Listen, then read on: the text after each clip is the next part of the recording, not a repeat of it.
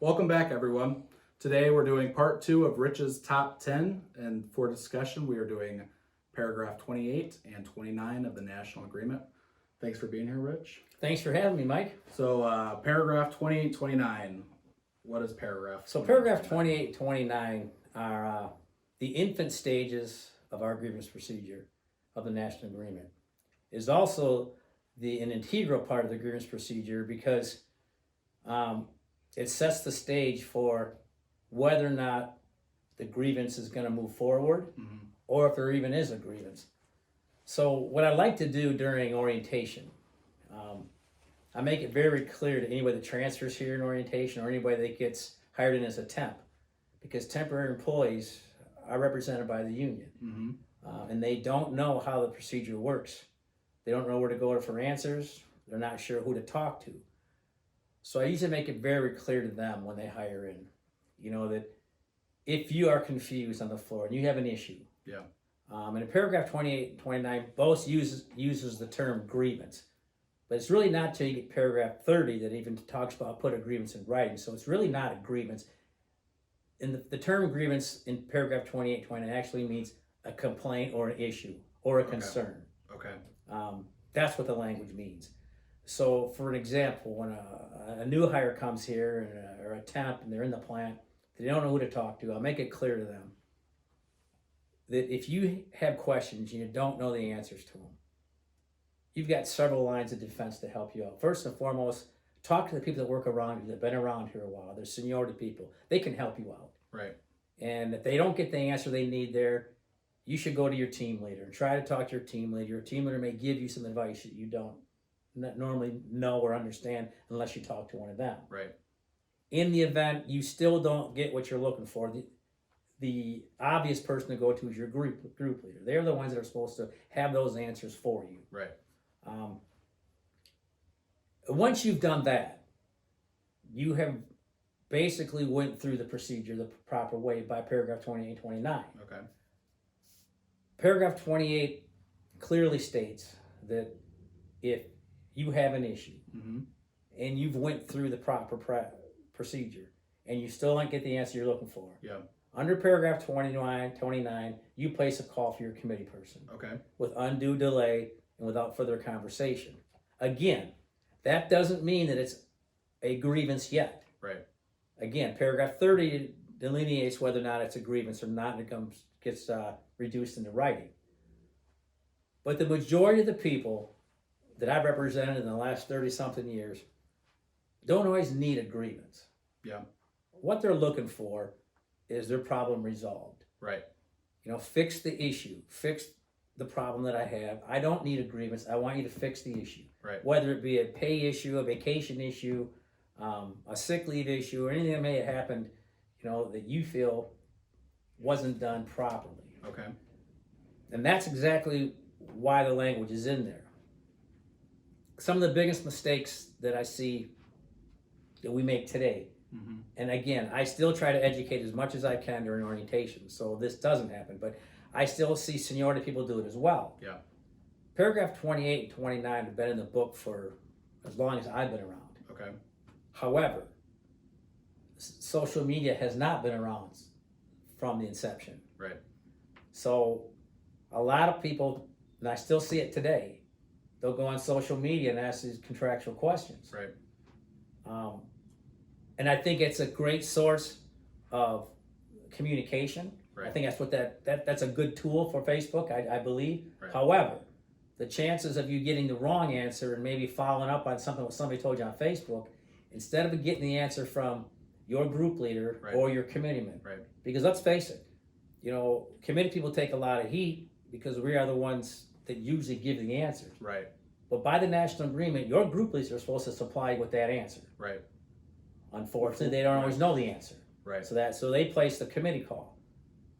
But that really isn't how that paragraph 28 and 29 work. The company's not supposed to just say, hey, I'll put a call in for you. Because some people will tell their supervisor, I don't want to talk to you, I just want to put a call in. That's not the purpose of paragraph 29. Right. Paragraph 29, they are supposed to try to resolve your issue.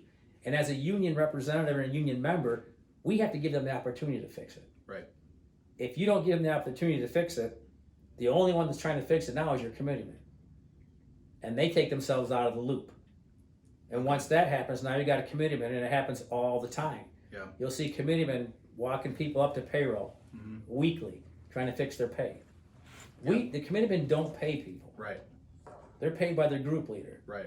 Their group leader would just as well put a call in for you so that you can resolve the issue that he's supposed to be fixing or she's supposed to be fixing. And that's a problem under paragraph 29. So they're dumping their work onto our committeemen, our students. 100%.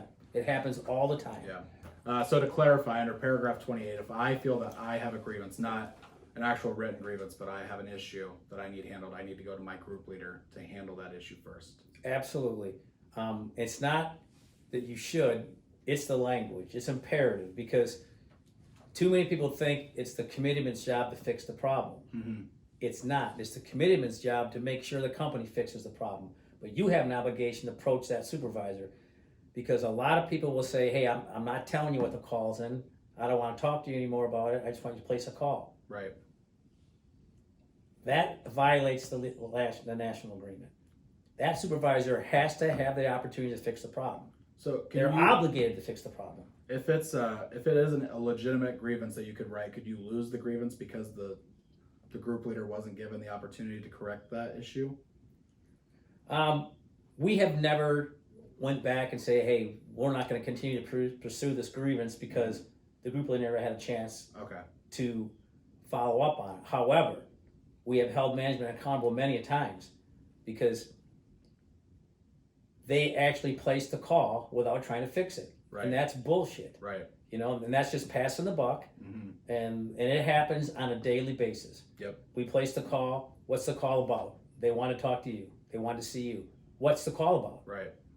They didn't tell me. Well, first of all, they have to get the answer from them. Right.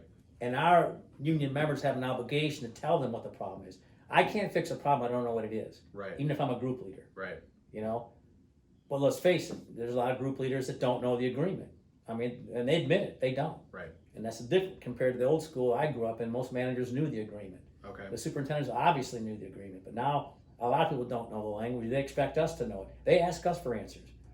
But at the same token, if a group leader doesn't know the answer, they can get it from somebody to try to help that individual who's got a complaint. Right. Before it gets reduced to writing under paragraph 30. Okay. They have an obligation to do that. Right. And it's too easy for them just to put a call in for your committeeman. Then go on doing what they're doing and never attempt to fix the problem. Right. And I've addressed a company on that time and time again. You know, and again, I'm not a committeeman anymore, but I used to handle things a little different when they did that to me. Right. They're not going to place another call. If I have to come down to that area and they didn't try fixing the problem before I got there, I'm bringing other problems to them. Right. Right. So under paragraph 29 then, you went over it, you said that the group leader must put the call in without undue delay and no further discussion of the topic. That is if they attempted to fix the problem. But if Okay. they didn't attempt to fix the problem, they're not putting a call with undue delay because a lot of times that does happen. Before they can get an opportunity to fix the problem, some people say, just put a call in, which is not fair to the group leader or the committeeman because nobody's tried to fix a problem and they walk into this thing blindly. Group leader said, I never had a chance to fix it because he told me to call in, or she told me to put the call in, when I could have called labor or went to the right people and find out what the problem was. Talk to payroll if there was an issue here and try to fix it. Mm-hmm. And again, you know, patience sometimes is the issue. But one of the bigger aspects that happens a lot is we don't get the call. You know, they're told to put the call in. Right. Even if it goes through paragraph 20 like it's supposed to. They tried fixing the problem. They couldn't fix it. At some point, the group leader's got to say, hey, I'm at a loss here. I can't fix it. So then place me a call. Right. And then they don't see their committeeman for 2 or 3 days. Right. And sometimes more. Mm-hmm. And we run it down. And there's no call in. So one of the things I advise people who do place a call, and they want to see their committeeman because they've exhausted paragraph 29 by the procedure, right, is to follow up with that group to make sure that call got put in. Okay. Because I'm telling you, 9 times out of 10, it doesn't happen. Yeah. And which is a violation again. Right. So what happens and should happen is when I finally do get that call, Right. just to be a dick, I'm going to agree the original issue, and then I'm going to agree paragraph 29 for not placing the call. Right. Then he gets 2 grievances. He'll remember to put the call in next time. Right.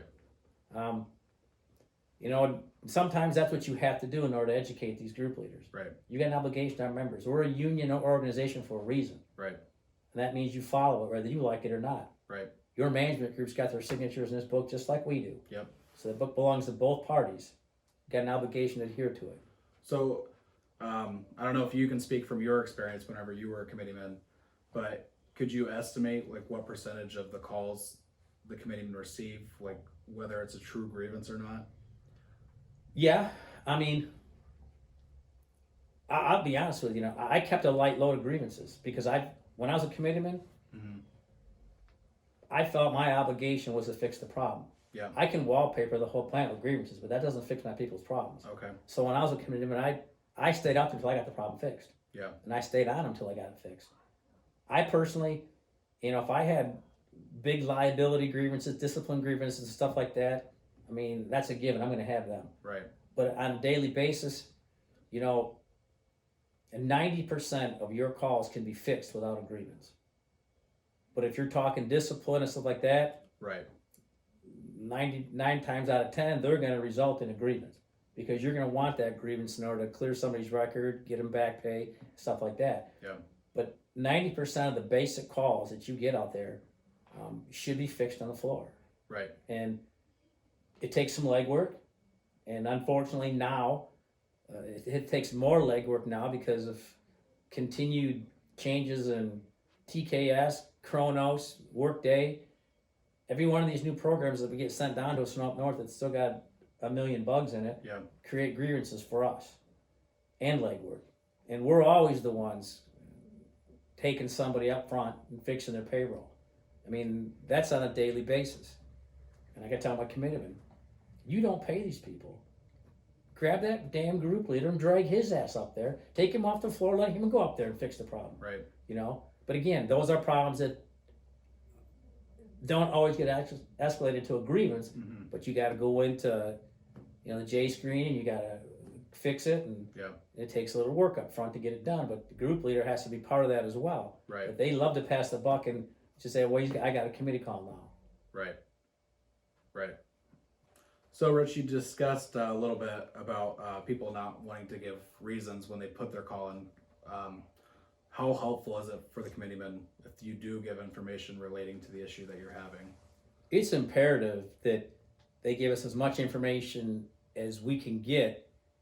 So before we go down there, we can at least investigate what the issue is and if there's a specific violation of the national local agreement. Mm-hmm.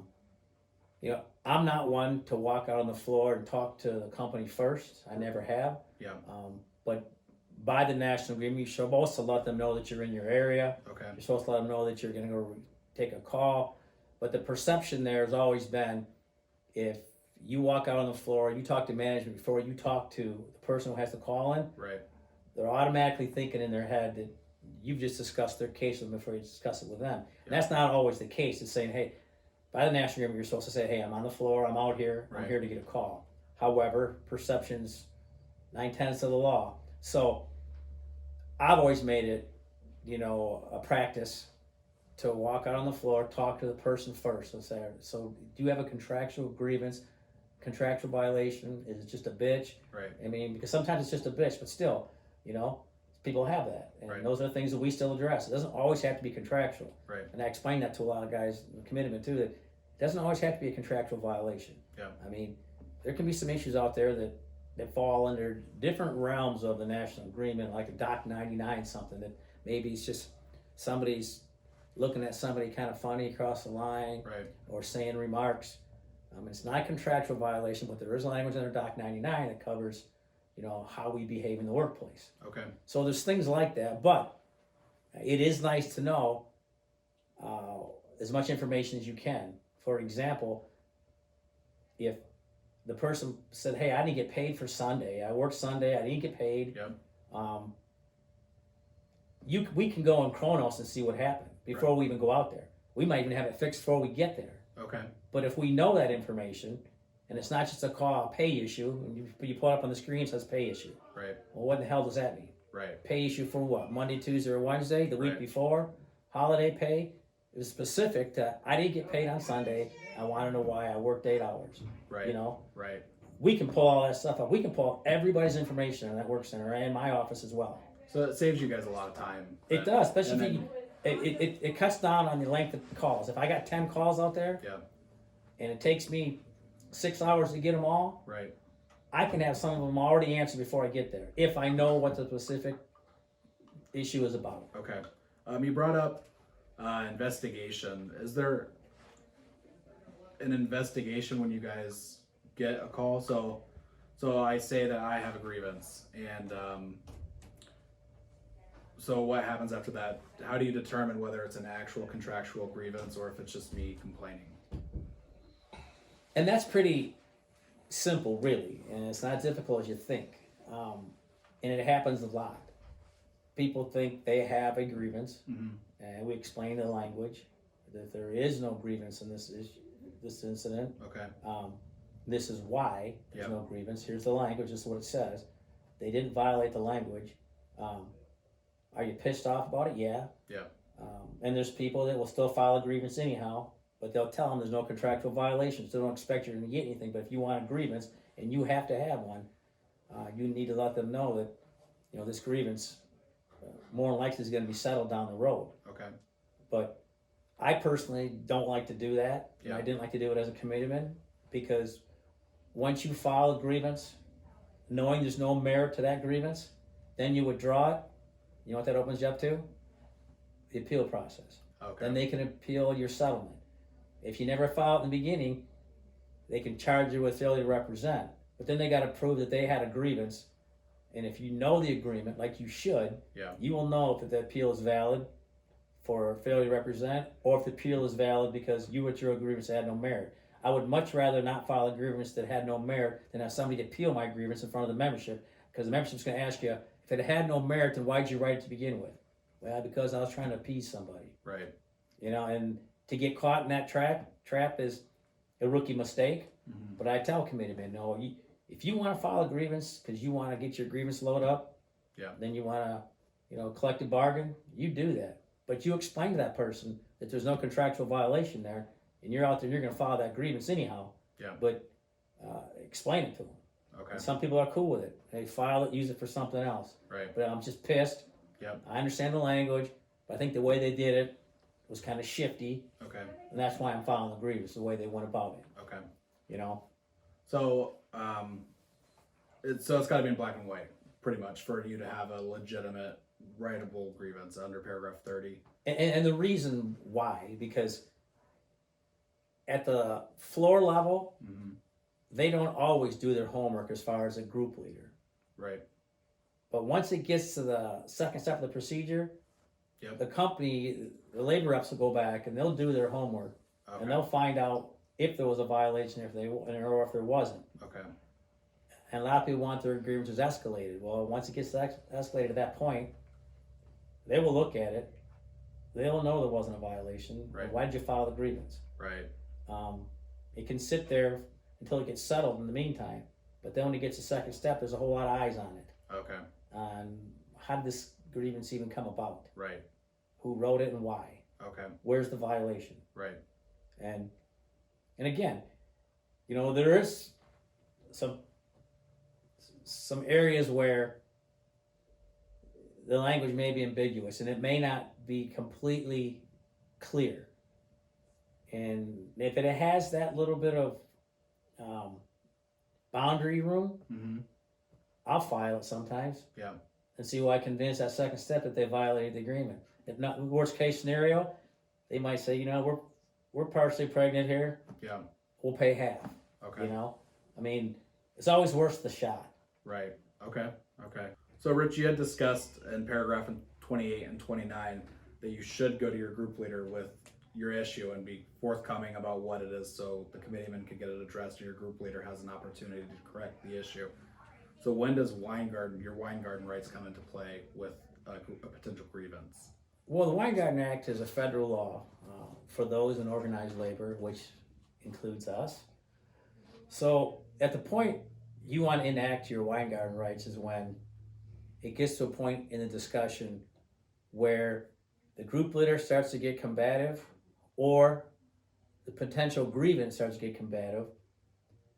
You really don't want to say anything that they can write down or quote you on. It comes to a point you just need to shut up and let your union representation do the talking. Okay. And I can just tell you a perfect example. You know, where we've had incidents where we have told the grievant, just shut up. Yeah. Stop. Yeah. You're making it worse. Yeah. Let us fix the problem. You know, we don't always have to tell all the facts. But if we get to the point where we have to distort the facts a little bit in your defense, let us do it, not you. Mm-hmm. And I know at one time we had a grievant that we told to stop talking. Yeah. Stop talking. We fixed the problem. He went back to his job. Nothing happened. But he still sued the union because we told him he couldn't talk. Then with the charges we got because we failed to let him talk. Well, there's a reason for that. And there's a reason the Weingarten Act has been put in place so that union officials can do their job. Right. And sometimes we understand how frustrating it gets on that line. And we understand that sometimes you want to smack a group leader or tell them where to get off. We get all that. Yeah. But before it escalates to that point, let us do that. We got a better chance of not getting fired than you do. You know, because there's language in the national agreement that covers conduct of a union official if they're in official business. Right. And quite frankly, there's been many times I wanted to smack them. But, you know, let me do that. You know, and let the union official do that. You know, at the point it gets combative, you want your union official there like ASAP, and you tell them under Weingarten rights, I want my union here. Okay. In closing, Rich, paragraph 2829, what is the big key you want people to take away from this? What I want people to take away from today's session is that, and I don't want to mislead anybody because I'm a pretty tech savvy guy. You know, I have one of these cell phones and iPhones and smartphones now. Right. So I do believe in today's technology, and it's here to stay. It ain't going anywhere. Despite what people may think, I think Facebook is a great tool if used correctly. I think it's an excellent tool to get information out to our people. However, I like to use it to post bulletins so people have an opportunity to see it. They all got smartphones.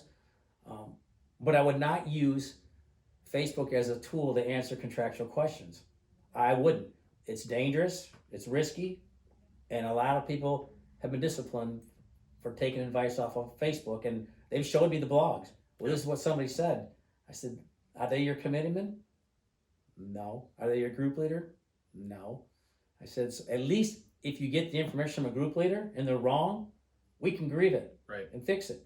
But if you get it off of Facebook and you follow the prompt that somebody gives you off the Facebook page because you ask a question about bereavement, or you ask a question about vacation, you ask a question about sick leave, comp, or FMLA, and you take that verbatim and you miss work as a result of it, the company doesn't care that you took that advice off of Facebook. Right. So my suggestion to members moving forward, if you decide to go on Facebook and ask a question, that's one thing. That's just an opinion.